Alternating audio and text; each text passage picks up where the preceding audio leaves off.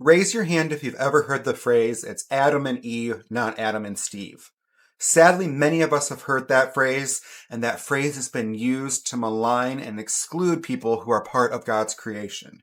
As someone who writes stories about sexuality and faith, I'm often asked about how do LGBTQ plus people read and interpret scripture in a way that affirms them. And that's exactly what this video is all about. We're going to first discuss an approach to reading scripture in a way that affirms queer folks. And then we're going to work through Genesis 1, the creation story in Genesis 1, to show you how someone might read scripture in a more expansive and affirming manner.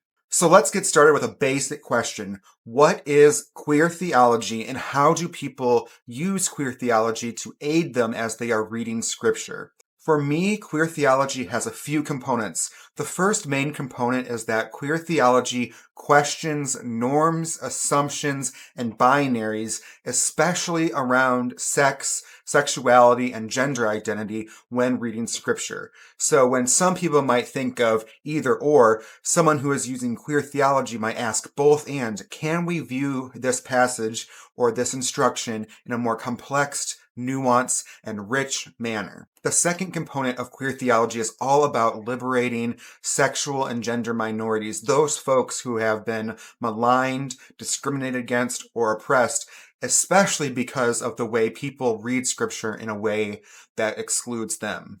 And to learn a little bit more about queer theology, I really encourage you to check out this book, Radical Love, An Introduction to Queer Theology. It gives you a nice basis for how we might think about queer theology and what it means. So what might queer theology look like in practice? Let's take a moment to work through Genesis 1 to show how someone might use queer theology to reinterpret scripture. Many folks read Genesis 1, the creation story there, as about establishing binaries. As God created the world, God separated matter from matter. So God created the heavens and the earth, separating them from each other.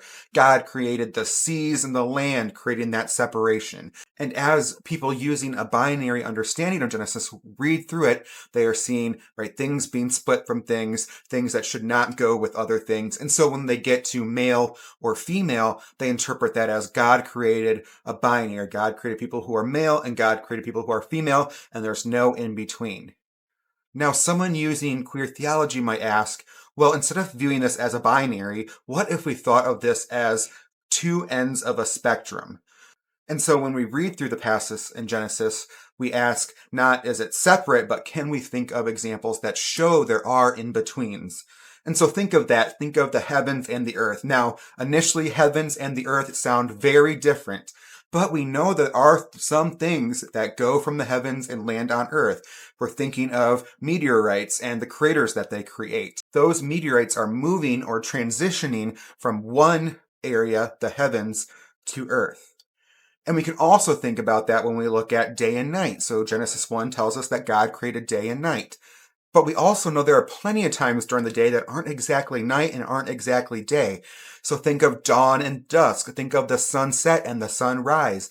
And in fact, when we have these really beautiful displays of colors at our sunsets and our sunrises, that is like right halfway in between day and night. The sun is setting, and so we can see half of the sun. And so that is not strictly day or night.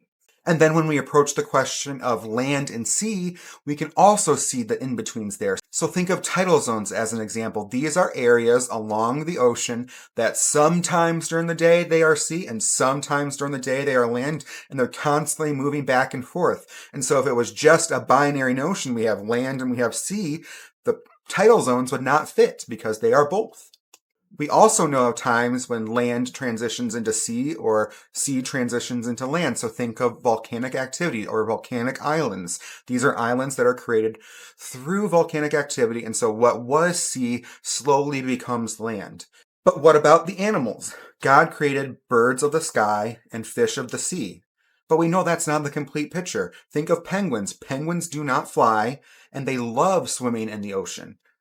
Think of ostriches and emus. These are birds that do not take off and go into the sky.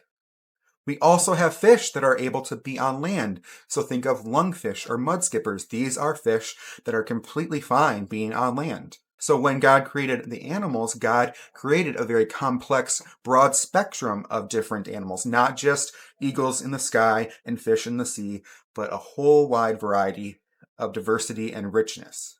And so someone using queer theology would approach the question of man and female in the same way and say, right, we're not going to try to stuff people into the categories in male and female, but rather can we think of male and female as being kind of the ends or the poles of that spectrum? And so people who are intersex or transgender or non-binary, right, those are the examples of the in-between. Those are the people who show us that God created a very complex, rich experience for us as it relates to sex, sexuality, and gender. And so because we see in-betweens and transitions between the categories earlier in Genesis, a queer theologian then would assume that there is in-betweens and transitions when it comes to the question of male or female. And this view of Scripture really helps us understand the depth and complexity of God's creation, that God created many things, many beautiful things, and who are we to put people back into boxes that God did not create? If God really intended for a spectrum, we should not be putting people into silos. And there you have it, a basic introduction of queer theology and how LGBTQ people might read and interpret Scripture in an affirming way. If you've learned something from this video, please share it. Hit that like and subscribe button in order to support our channel. Thank you so much for watching. Have a good one.